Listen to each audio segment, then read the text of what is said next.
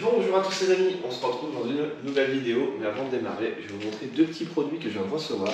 Des autoradios Android universels pour toute voiture, avec un écran de 8,8 pouces. Donc là c'est destiné pour l'Apple CarPlay et aussi Android Auto. Donc on va déballer ça ensemble. Et bien c'est qu'en plus ils peuvent être contrôlés avec Siri, moi qui est très Apple, ou alors Google. Donc pour ce test, on va l'installer sur l'Audi A4 B7, juste le temps de la vidéo. On le déballe, donc la marque c'est Smart Screen. Donc pour ceux qui ont pas ces options là sur leur autoradio, on peut répondre aux appels, envoyer des SMS, commandes vocales, un vrai CarPlay quoi, très léger. Le petit écran tactile, avec le petit film de protection. Niveau branchement c'est très simple, voilà, on vient tout simplement fixer ça au dos, une roulette de réglage, on serre, et ensuite on vient mettre la petite ventouse.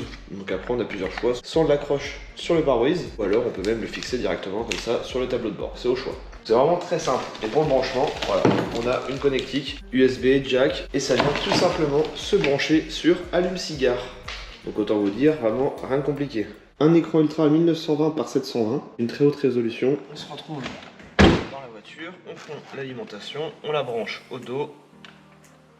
On a un petit film de protection autocollant. Moi je vais juste le placer ici. Voilà. Même sans clipser la ventouse, ça tient déjà. C'est pas dégueulasse, hein, franchement c'est plutôt joli. Bon moi j'ai déjà un Android en dessous tactile. On va plutôt faire le test sur la 406 Taxi, j'ai envie de voir ce que ça donne, il y a moyen de faire un truc. Moi vous avez vu la fixation, en tout cas ça tient plutôt bien. Écran de 700 lumens avec haut-parleur intégré. On se retrouve dans le garage. Alors, nous voici dans le taxi. J'ai envie de voir ce que ça donne en vrai. Sachant que je vais lui mettre un Android ici, il va falloir que j'adapte. Hey, ça pourrait le faire ça. En plus ça me fait gagner de la place en hauteur pour pouvoir adapter tous mes boutons en dessous. Petit test, on se met sur l'allume-cigare. Le contact, l'écran s'allume. Voici le menu, franchement c'est plutôt quali. Et pareil, l'écran est adaptatif à la luminosité, donc ça veut dire que ça monte, ça descend en fonction de votre environnement. Regardez-moi cette belle boîte à gants, chaque bouton est fonctionnel. Plaque tournante, sac à vomi électrique, échappement électronique, bande taxi, et quand on appuie, la couleur se change. Ici, coupe-circuit, voltmètre, pression de turbo. Et c'est pas fini. Par contre, il aura bien sa petite place ici. Je sens qu'il y a de la modification. Donc je vous montrerai rapidement le menu, CarPlay. En tout cas, le tactile répond bien. Bluetooth pour écouter de la musique, par exemple.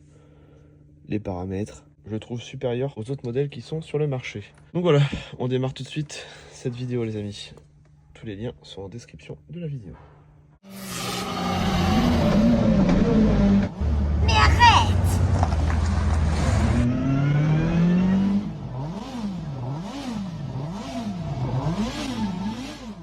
Allez, on commence la rénovation du pare-choc. Donc on va découper les gicleurs, revisser tous les plastiques qui ont pété, on va enlever tous les scotch. Et avec un petit marqueur rouge, je vais repérer tous les défauts. Et moi je vais remastiquer proprement avec du fibré et même de la fibre résine par-dessus. Donc là on a ici que c'est pété.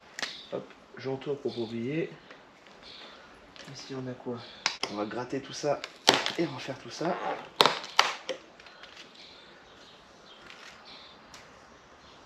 Voilà.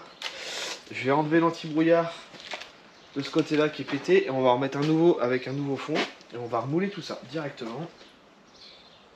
Hop. Après de toute façon ça sera des joints partout. Là ce qu'on va faire, on va tracer les lave-glace par l'intérieur. On prend un crayon et on fait le tour. Voilà ce que j'ai à découper. Comme ça on les fixe dans la foulée. Ça on dégage ce qui est cassé, on en remet un nouveau. On coupe le fond comme sur celui-ci. Le même principe. Après celui-là il est peut-être pété, ça se trouve je vais même le changer aussi lui. Je vais remettre des vis partout, tout renforcer. Et on va couper un plexiglas ici dans le fond. On va juste laisser une petite rainure pour que l'air puisse refroidir les étriers de frein. Comme dans le film c'est à moitié caché. Et j'ai un bout de plexiglas qui a traîné là-bas. Donc c'est parfait pour faire ma base. Et on va refibrer tout autour.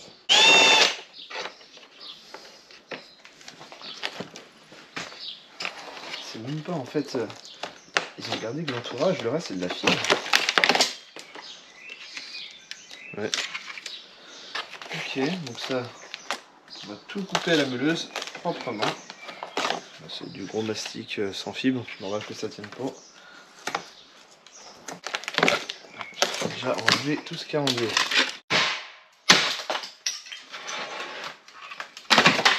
Voilà. On enlève toutes les impuretés, tous les trucs cassés comme ça.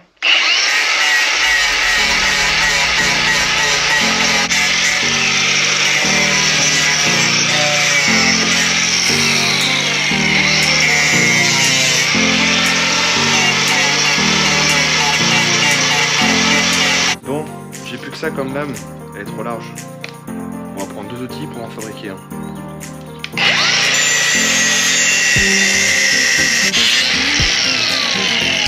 On va pouvoir couper les cheaters.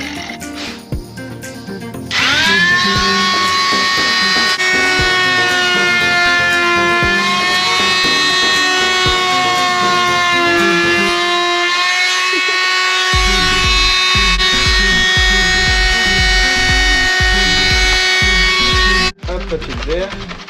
On évacue tout ça.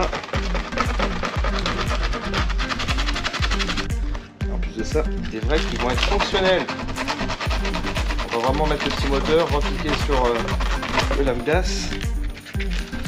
Ça, ils vont se lever et fonctionner. Même s'il faut le dire, ça sert à rien. Et c'est stylé. D'ailleurs, je vais découper un tout au vent. On va mettre un tout au vent sur le taxi, c'est sûr. Non, on va prendre la même cote là et l'autre côté. Il faut que ça soit symétrique.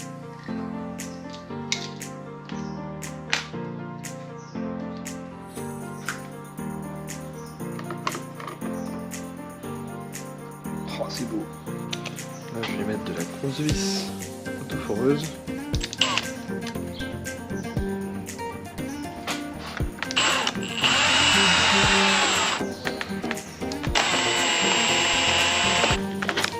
Voilà à quoi ça ressemble. Je vais me rentailler un petit peu ici, tiens. Hop, je prépare des petits morceaux de toile de verre.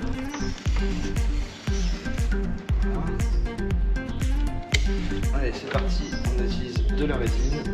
Je ne vais pas en faire beaucoup là, c'est vraiment histoire de faire une première base.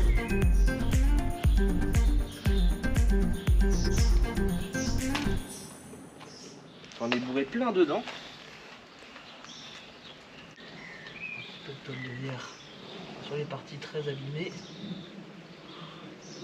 Ouais, c'est le mastic qui fera le reste.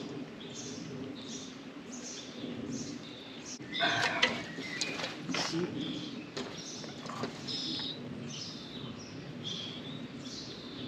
Petite réparation du plastique qui était complètement pété avec un appareil exprès qui chauffe et qui met des agrafes dans le plastique. Donc au moins voilà, tout est scellé.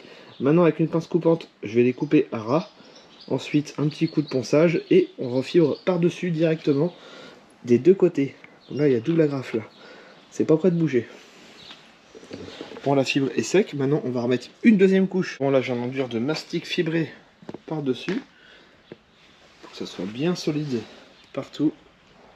J'ai refait là que j'ai un tout petit peu trop découpé.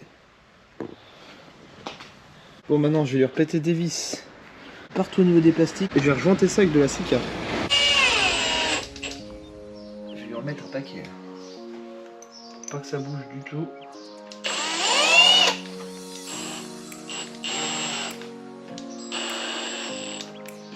Voilà, déjà là ça va bien serrer. C'est la limite, il n'y a pas besoin de joint. Puis on va utiliser de la vis qui ne rouille pas. Je vais en remettre aussi tout le long là. Sur la lame en dessous.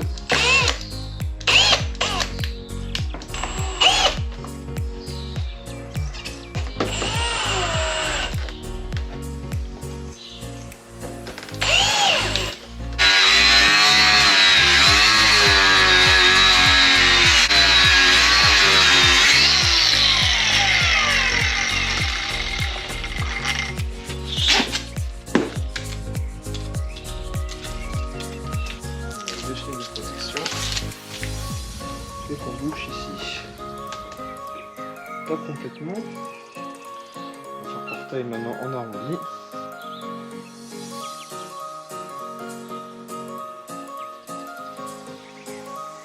Voilà ma pièce, donc là j'ai fait des petits avant-trous au forêt et un peu plus large pour la tête de vis.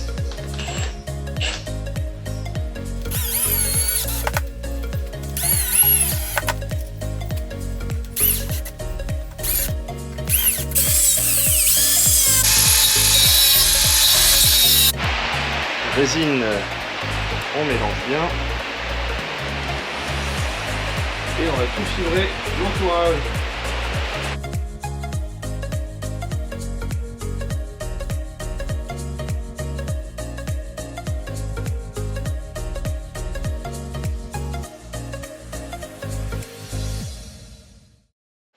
Regardez-moi ça les amis, ce que je viens de recevoir.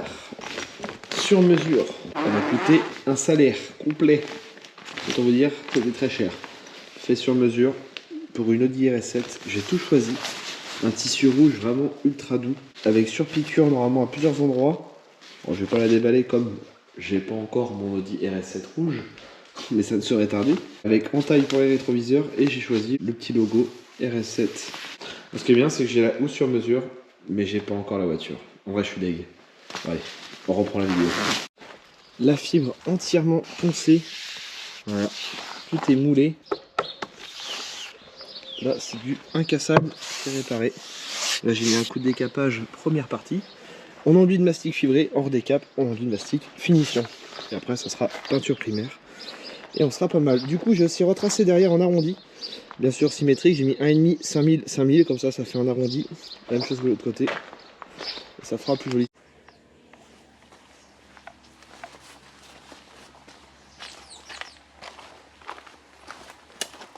On vire le carreau de l'anti-brouillard. Voilà.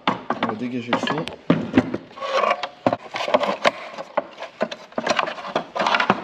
On va couper les pattes. Ça donne ça. Alors, on va fabriquer l'entrée d'aération, donc avec de la colle à pare-brise. Voilà, petite entrée en carbone. Donc, j'ai redécoupé tout le fond.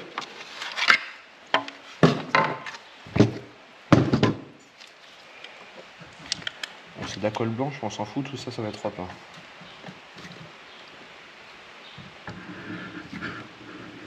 Bien sûr, j'ai tout dégraissé avant. Et voilà, tout est poncé, quasiment nickel. Bon, j'ai de la mousse qui coule, faut que j'enlève. Là, je vais faire la peinture au primaire. Je vais mettre 2 couches. Là, c'est vraiment la première peinture pour faire le dégrossi, boucher tous les petits trous, combler toutes les imperfections. Voilà, donc j'ai remis de la mousse derrière pour garnir et boucher le trou. La peinture est là. C'est parti. J'ai fait mélange 40% de durcisseur, 20% de diluant et le reste c'est du primaire. De toute façon là c'est vraiment, je le charge à mort, limite ça va couler de partout. C'est pour boucher toutes les imperfections. Vu qu'il est très garnissant celui-là.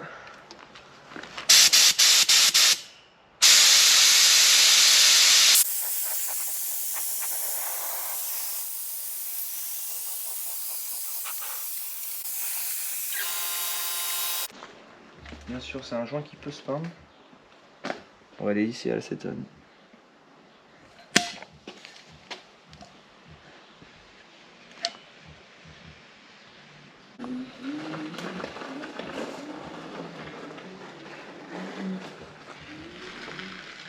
Bon, après avoir reponcé tout une deuxième fois mon primaire, voilà ce que ça donne et franchement, je suis super content du résultat. Là, il est quasiment nickel, j'ai refait des joints un peu partout comme on peut le voir.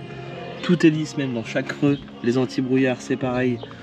Là, il reste plus que maintenant à remettre une deuxième couche de primaire plus fin. La première était très épaisse. Et bien, c'est parti. On le termine et il est fini pour moi à 100%.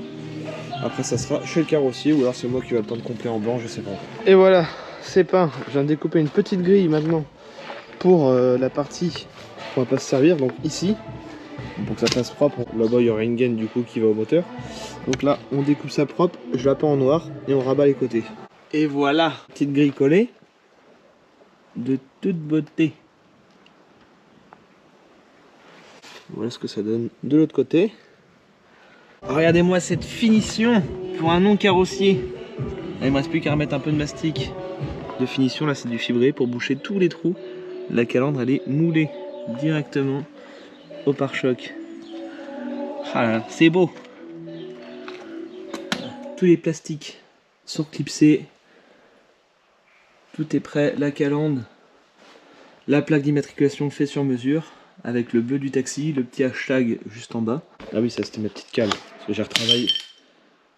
Parce que j'ai retravaillé toute la calandre, elle était cassée au départ. J'ai remis de la colle partout. Tout est recellé et j'ai chauffé au décapeur thermique les plastiques un peu tordus. Et là c'est parfait. Franchement, un beau pare-choc pour pas cher. Et qui va être fonctionnel. Aujourd'hui, je récupère une deuxième pompe pour les lave-glaces. Le nouveau réservoir lave-glace avec cette fois-ci les deux moteurs. Celui pour les feux et celui d'origine. Donc moi il me manquait celui-ci et heureusement que je me suis pas repiqué sur celui-là. Quand on voit la différence de taille, il est beaucoup plus gros. Voilà, mes deux petits tuyaux sont prêts. J'ai mis un raccord métallique dans le milieu avec un bon petit joint. On se repique du coup sur le lave-glace. Et nous on fait toujours dans le détail, il faut que tout fonctionne pour de vrai. Extra.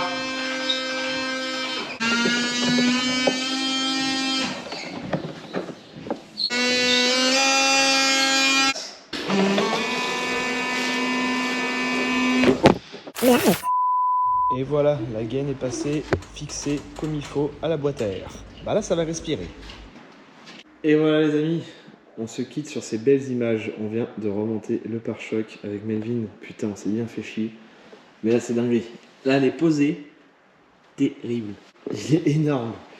Bon, il passe pile poil avec le pont. Les prochaines fois, je pense que je la rentrerai en marche arrière parce que j'ai 10 cm de jeu de chaque côté. Il est tellement monstrueux. Il est magnifique. Mais on va remodifier encore un peu parce que j'ai un tout petit écart par rapport à là et là-bas. Et l'inclinaison est un peu trop relevée. Donc je vais recouper, je pense, le joint. Et on va le redescendre légèrement vers l'avant. Vous voyez, il se relève un petit peu. C'est léger, mais je veux que ça soit parfait. Donc on va remodifier tout ça. Là, on a la petite prise pour brancher en maintien de charge, cachée dans l'anti-brouillard. Et à l'intérieur, ça donne ça. On aperçoit la petite durite bleue qui va directement à la boîte à air. Ah, c'est nickel. Là, on a le klaxon qui est pile poil derrière. La grille, du coup, on l'a pas en noir pour pas que ça se voit parce que rouge, ça faisait pas beau. Voilà, un 2 litres turbo en phase 2, du jamais vu. Donc, prochaine étape, tout ouvrant, l'intérieur, ciel étoilé et encore plein d'autres choses qui vont arriver. Vous n'êtes pas prêts, donc pense à t'abonner, c'est très important. Je vous dis à très bientôt les amis pour une prochaine vidéo. Allez, bye.